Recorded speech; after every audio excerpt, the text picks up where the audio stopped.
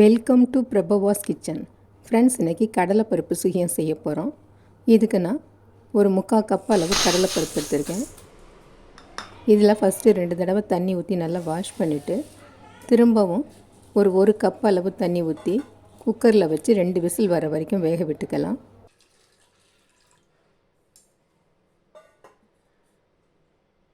இப்போ 2 விசில் வந்து எடுத்தாச்சு. கடலைப்பருப்பு நல்லா வெந்திருக்கு. இதை தண்ணியை வடிச்சிட்டு மிக்ஸி கப்பில் போட்டு அரைச்சி எடுத்துக்கலாம்.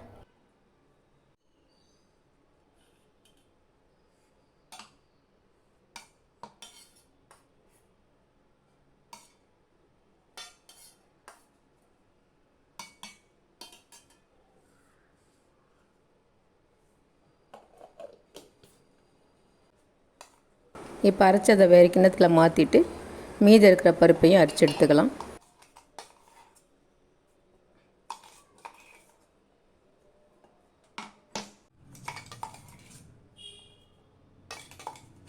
இப்போ எல்லா கடலைப்பருப்பும் அரைச்சி எடுத்தாச்சு. இதில் 1/4 கப் அளவு துருவின தேங்காய் சேர்த்துக்கலாம்.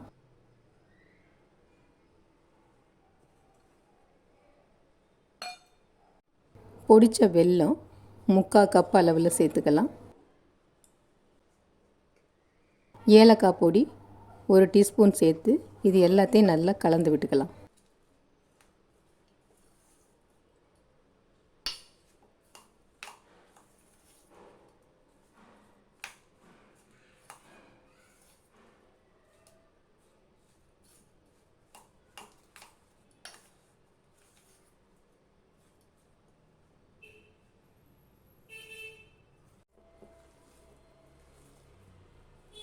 இப்போ இதெல்லாம் நல்லா கலந்து விட்டதுக்கப்புறம் இந்த பூரணத்தை சின்ன சின்ன உருண்டையாக உருட்டி வச்சுக்கலாம்.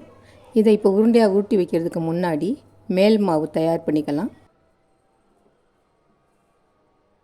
இதுக்கு 1 கப் அளவு மைதா மாவு எடுத்துட்டு ஒரு 1/2 டீஸ்பூன் அளவு உப்பு,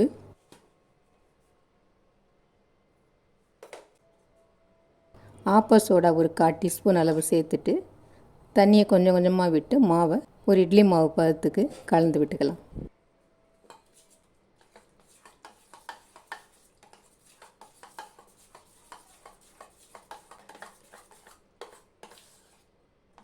இப்போ இதில் 1 டேபிள் ஸ்பூன் அளவு பச்சரிசி மாவும் சேர்த்துக்கலாம். அப்போ தான் சுகியம் கொஞ்சம் கிறிஸ்பியாக இருக்கும் வெளியில்.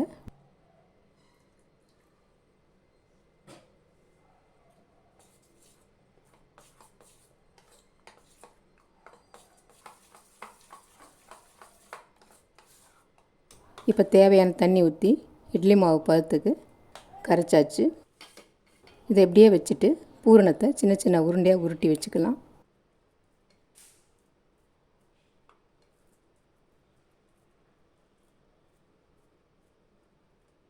இப்போ தேவையான அளவுக்கு உருட்டி வச்சாச்சு.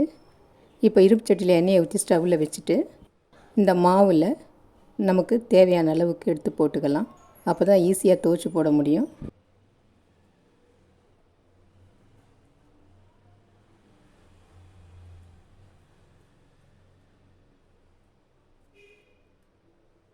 இப்போ எண்ணெய் சரியான சூட்டில் இருக்குது. இப்போ ஒவ்வொரு உருண்டையாக மாவில் நினச்சி போட்டுக்கலாம்.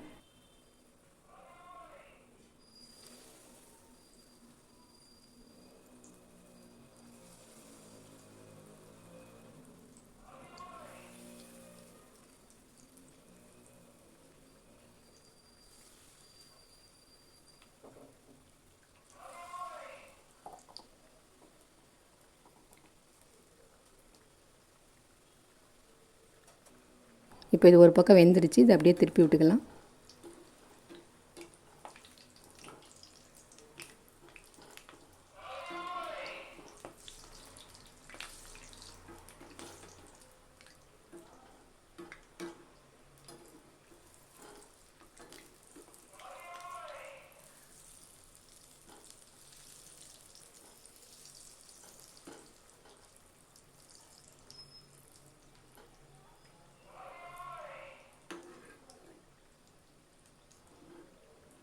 இப்போ நல்லா 2 பக்கம் வெந்துடுச்சு. இதை எடுத்துடலாம்.